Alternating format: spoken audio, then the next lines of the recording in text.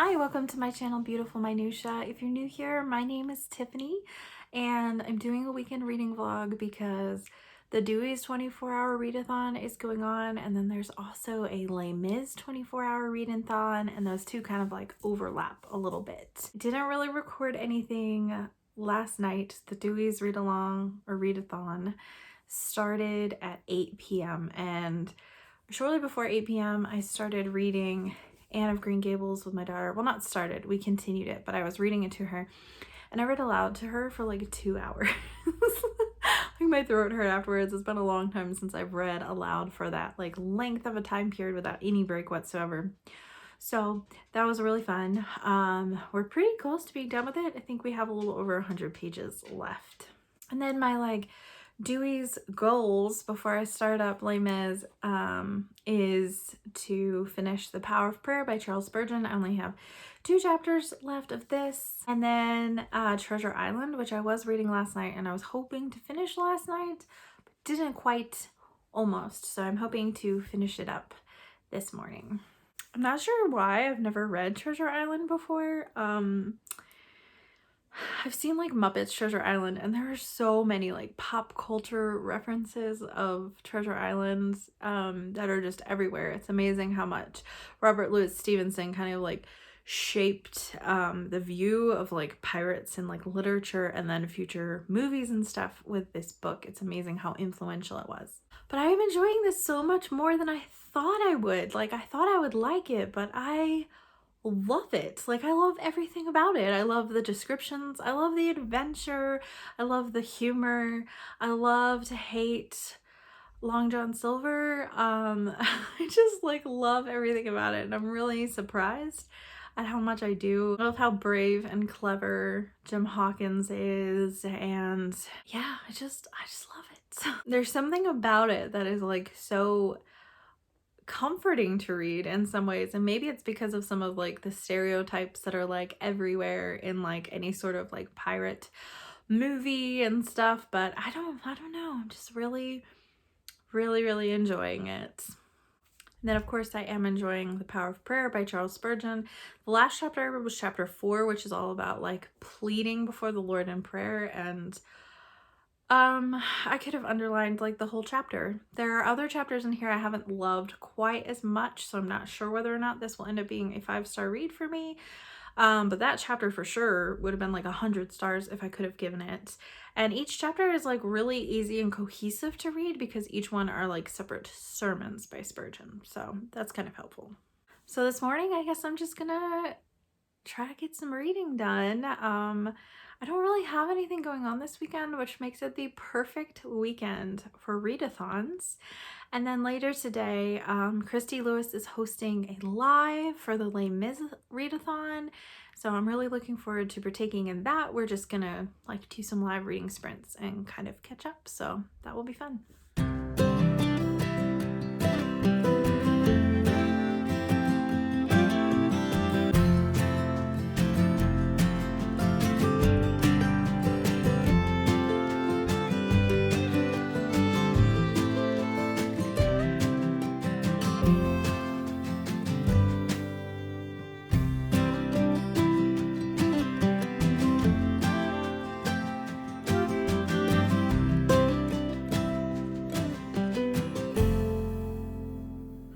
So I did finish Treasure Island. I think I only have like 30 or 50 pages left, so I kind of just like blew through that this morning, and I really enjoyed it. I was really not expecting this to be a 5-star book, but it very easily was. Like I just loved everything about it. Everything about it just made me happy, and maybe I was just like in the right mood to read it. I don't know. I was expecting it to be like a 3, maybe 4 stars going into it, but it was just so good and so fun, and I'm really glad that I read it, and I feel like August was just like the perfect time to read it. Then I was planning to kind of like, you know, be productive, get some stuff done and whatever, and Claire begged for more of Anne of Green Gables, so we finished this morning. I read for over 3 hours, so once again my throat is a little sore. But oh my goodness. I mean, what can you say about Anne of Green Gables? Like, I'm sure all of you watching have probably read it or seen the movie or both. I had read this growing up as a kid, but I had not reread it since I was probably like maybe like 14. I don't know. I know I read it when I was like 12, but I think I read it like 14 or 15 also, maybe, but I can't remember for sure. But oh my goodness. I just like, there are things about this book that I don't think would have hit me the same way when I was a kid. So as Anna's growing up, there's this whole thing about Marilla and realizing that Anna's growing up and realizing like that she misses all the crazy things Anne used to get into, and though she loves like Anne the young lady, she misses Anne the little girl, and realizes as soon Anne is gonna go off to school and not be there all the time, and just hit me right here. Because my daughter's birthday is in just like a couple of days, and she'll be 9, and that's halfway to 18. And I've just been thinking so much about that, about how the child part of her childhood is almost over. Like, I only probably have maybe a couple more years left of imaginative little Claire before she starts getting too cool to just like play and imagine things all the time. Because right now, if you would ask her what her favorite thing to play with is, she would say, my imagination, of course. So she totally related to Anne and absolutely loved Anne, and she has a lot of the same positivity Anne has, although she doesn't get herself in the trouble that Anne does. And she definitely doesn't have the temper that Anne does, but she has the imagination and she has like the theatrics, which is also really similar to how I was as a child. So my daughter absolutely fell in love with her as well, and it was just such a joy to read this and to introduce my daughter to Anne. And we started reading this a while ago, but then there were weeks where we just didn't get to very much reading. But between last night and this morning, I read for over 5 hours to her. And that was not how I planned to spend my time with Deweys. Like, my plan was to finish Treasure Island, finish The Power of Prayer, and then possibly start Memoirs of a Geisha, and like just spent my whole time reading Anne of Green Gables instead. And it was a wonderful use of my time. I'm really glad I did it, and I'm really sad it's over. And also, I have regrets about reading it out loud, because when you get to the second to the last chapter, if you read Anne of Green Gables, you know what I'm talking about. I was an emotional blubbering mess, and I sobbed for most of it. And let me tell you, it is not easy to read a book out loud when you are sobbing. So there's that. But yeah, it was just wonderful. Just a wonderful, wonderful, wonderful way to just start my weekend and start my day, really. Now it is a little after 1 o'clock, so the Les Mis readathon started, I think, at noon for me. I think if they said 9 a.m. Pacific, so that's like noon my time. So yeah, so I'm supposed to be reading Les Mis now. So I did get through part 2 in this bad boy, and oh my gosh, after I finished Waterloo, which I vlogged when I was reading part of this, I finished Waterloo and I was like, yeah, I'm past the hard part. And then you get into this whole part where like the story starts picking up again. You're like, this is great, I'm loving it. And then all of a sudden, Victor Hugo goes into a rant about the Catholic Church, and particularly convents and nunneries, and all the horrible things about that, and then greatly details this convent. Like, we're talking an entire, like, there are parts of the book, and each part is split up into like individual little books. And so we had a whole book that was probably, I don't know, like at least 40 pages detailing this one specific convent. And I was just like, okay. And then he goes into a philosophical thing about the church, and I actually enjoyed that part because it was at least interesting to me, the description of the architecture in the convent and just why he thinks nunneries are the worst thing ever. I was just kind of like, okay, I get it, you know. So that was another like chunk of like 50 plus pages that was difficult to get through, but I did.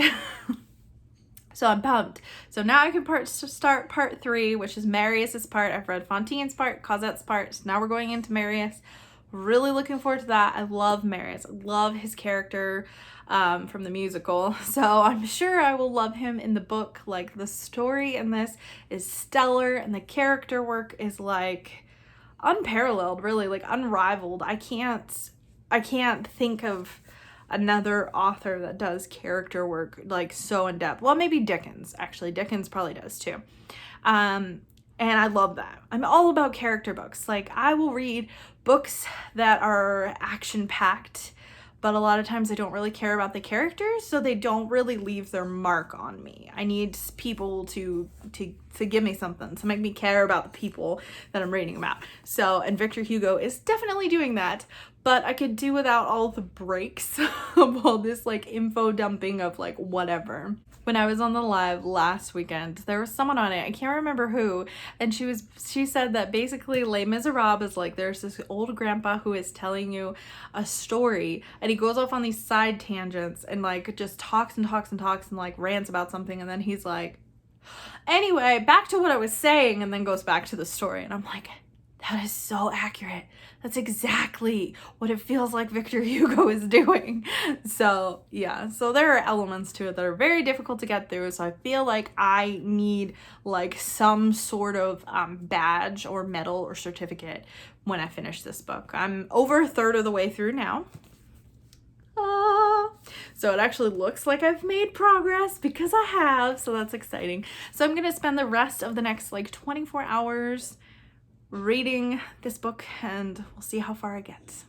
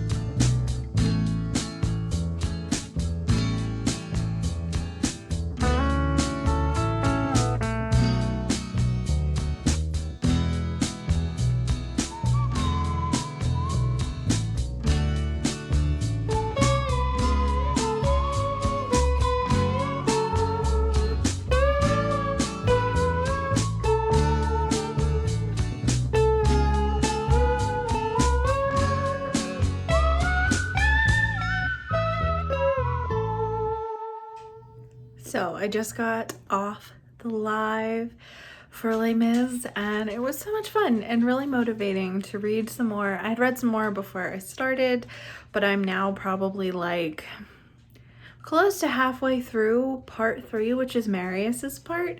It'd be really cool if I could end this weekend by getting through that whole part, because I'm almost caught up to like where I'm supposed to be. So we will see.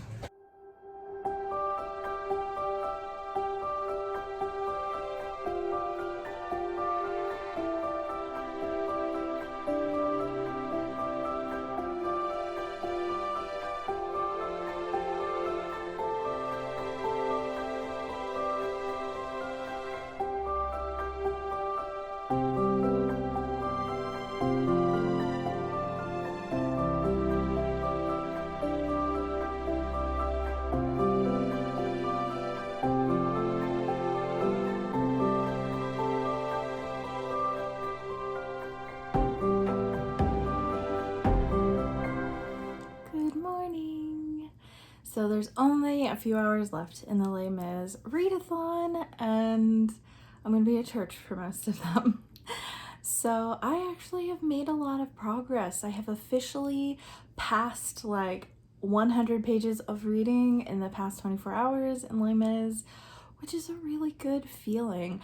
I'm actually not for sure where I'm supposed to be in the scheduled reading, so I might be ahead or I might be a little bit behind still. I'm not sure yet, but I am more than halfway through book 3, which is Marius's book, and it is like starting to pick up, and I love it. You know, like I really like Marius. He is a character that I've always really loved in the musical, and so basically the beginning of book 3, well, it starts out like talking about like urchins on the street and stuff, but then it dives into Marius's backstory. So it actually starts with his grandfather and then his father and then Marius. So it's definitely like this very in-depth backstory, which at times was a little strenuous to read, especially like his grandfather's like this high society person. It's talking about all these people he knows, and I'm like, what are the odds that I'm ever going to hear these people's names again in this book? Pretty low. So kind of was skimming there for a little bit, but then it started getting into, you know, kind of like the family drama with Marius and him kind of striking out on his own. And I just felt really sorry for Marius. Like, he's just a sweet little cinnamon bun, and I feel sorry for him. So I am at the point where, you know, Marius has like met people who I think are going to be part of the story later in terms of like the revolution and some of the rebellion that happens in Paris, but I'm not for sure yet, I guess. That's not really a spoiler because if you know anything about Les Mis, you know it's about the French Revolution. So yeah, I'm really back to the point where I'm really enjoying it again though. I have to go to church in probably about 30 minutes. So I may try to get a little bit more reading in before church, and then I may just continue the reading Les Mis for the rest of the day to see how far ahead I can get. But my plan was to start Memoirs of a Geisha today because I'm buddy reading it with Christy Lewis from Dostoevsky in Space and like a ton of other people. And a bunch of people in the Boxer group have already gotten started, and I haven't yet. I was planning on starting last week, and then I read Treasure Island instead, so no regrets though. Yesterday was a little bit more gloomy at first, and it's definitely nice and sunny this morning, but it's also going to get really hot today, so it still kind of feels like a nice day to read and, you know, sit in air conditioning. Well, I'm gonna stop talking now and go do just a little bit of reading before I head over to the church.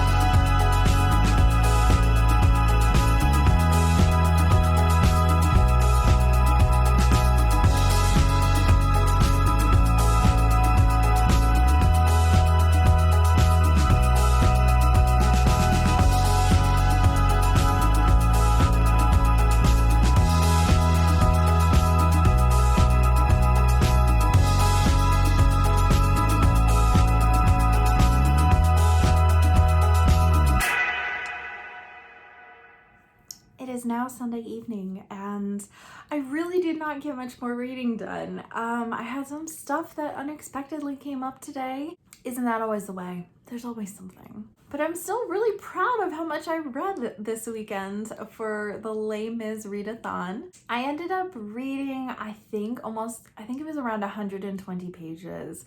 So that was a lot. And if you look at this, I am creeping up on the halfway mark. I think I'm only like maybe 30 or 40 pages away from halfway. So that is pretty good. I did not quite get through Marius's book, but I am like more than 3/4 of the way through. Or maybe it's 3/4 of the way through. I'm not sure.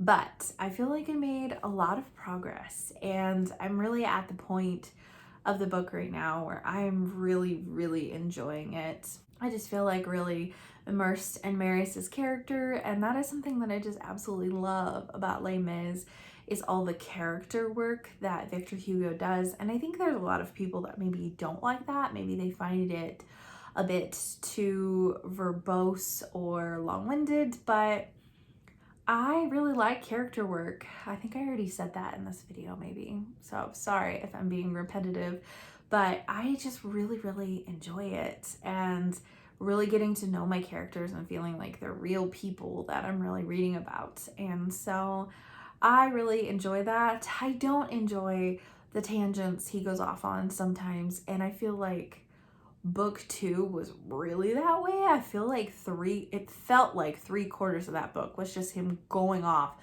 on the most random tangents that had nothing to do with the plot. I mentioned another vlog, like Waterloo. That was like 50 pages that felt like 200 pages. And then I found out from the live that I was on this weekend that that section's not even historically accurate. He made a whole bunch of that stuff up. And so I'm like, okay, then really what was the point? Because I just don't know. So yeah, there's sections of Les Mis that have definitely been a mixed bag, but overall I really like book 3. It is the most so far that I have enjoyed a book other than like maybe book 1. I mean, book 1, like probably a third of that is about the priest that, or bishop, I guess, that you just like never see again. But I liked him, so I was fine with it. But book 3, even like the tangents he goes off on, they're more political in nature and having to do with the French Revolution, so it just kind of makes more sense. I am finding that I really wish that I knew more about French history. Really, because then I think I would get a lot more out of this book and I would be making connections with some of the tangents more than I am, and I think I would just overall enjoy it more and understand kind of what he's talking about and what's going on. So that's something that that's on me, not on Victor Hugo. So I'm assuming, you know, because of the time period he wrote it in and the fact that he wrote it in French and he is French, that he figured his readers would have context of all this. So it is making me want to read more about French history, in particular Napoleon. So if you have any like good biographies of Napoleon or books about the French Revolution and you can recommend them to me, that would be wonderful. I would prefer something that is a bit more like immersive in style, like, you know, along the lines of like David McCullough or something that is like, feels like a good storyteller in addition to actually, you know, writing about history. Because sometimes historical books are very like dry and textbook-like, and that's just not my jam. Like, I was gonna say I don't have time for that, but in all actuality, I do have time for that. I just don't want to make time for that. I would rather spend my time reading books that are interesting to me.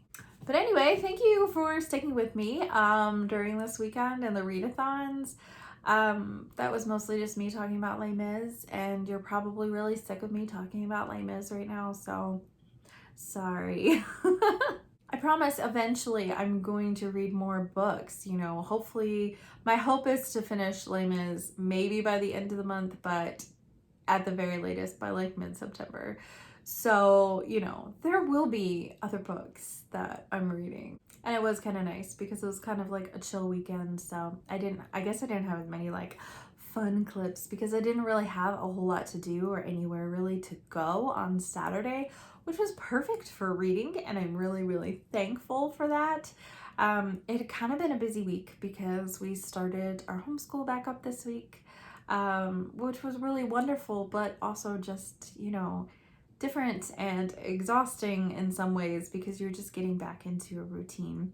So I had that going on, and then was trying to just work on some habits for myself of getting back into the habit of daily exercising and waking up early, and I did really well with that. But then I got sick this week too, so I mean it was just a lot this week. So having a day that I basically just recuperated and spent the whole day literally lounging around and reading was absolutely wonderful and exactly what I needed. So I would love to hear from you in the comments down below.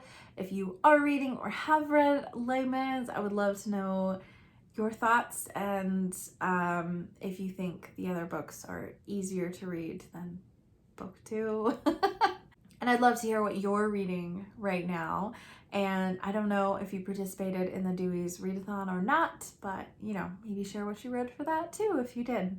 As always, thank you so much for watching. If you like this video, please hit like. It really does help with the YouTube algorithm and helps my videos to get seen more often, so I would really appreciate that. And also subscribe if you haven't already so you can continue to see more bookish content from me. And I will see you again next time.